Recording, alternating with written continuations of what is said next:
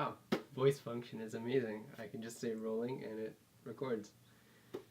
Anyways, it's been a while since I did this, and I want to talk to you about the book Social.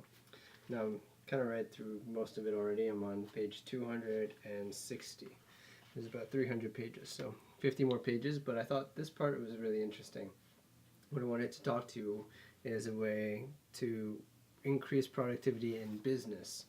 And so the last couple of pages that I was reading about was talking about an acronym called SCARF. Now, SCARF stands for SCARF, what did it stand for? See, this is good I'm doing this, because it's forcing me to memorize these words.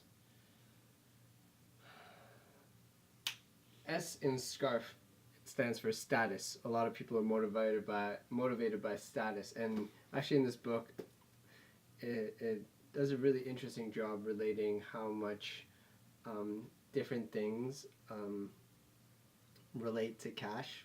Not relate, but what the equivalent amount of income, like a raise in income, would be equivalent to a feeling. So for example, finding and marrying someone that you love is about equivalent to about a $400,000 pay raise. And so money is good, but it's one of the most ineffective ways to motivate people if you want to get people to do what you want in business. So SCARF talks about the 6 things that you can do to motivate people, and the first is status, making sure that they're able to be promoted to different things. That's one. The second one, C, stands for certainty, whether they're certain or not where they belong, if they'll have the job for tomorrow, how stable they are in their position.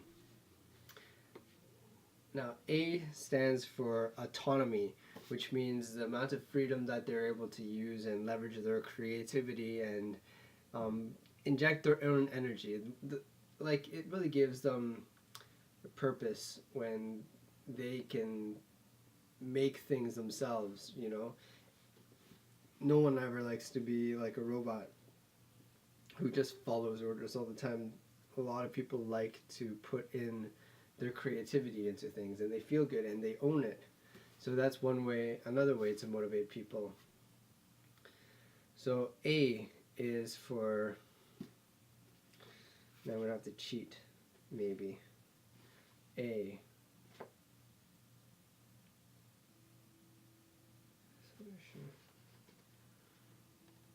I'm going to do a better job memorizing this. Oh, I already did A, autonomy. Next one is R, which is relatedness.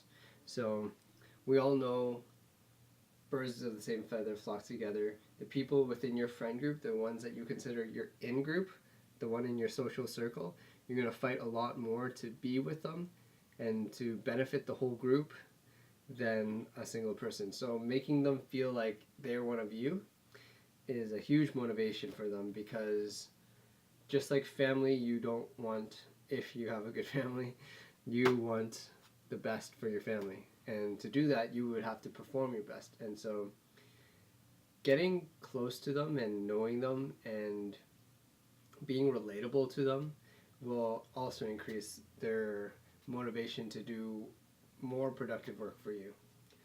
And F is not last. SCARF is 5. I miscounted. So F is for fairness, whether they feel like they're being treated fairly and whether they're being paid fairly. No one ever likes to feel unfair or like they're taking advantage of. That's one of the big cognitive bias that we all have. Kantian fairness. We all have to feel that it's fair, otherwise it's a really big pain. It's not so much that it's pretty easy to do. I think in this book he gave an analogy of air, how important air was. Well, it's the same as fairness. I mean, it should be abundant, so when it's around, you're not really noticing it, so you kind of forget about it.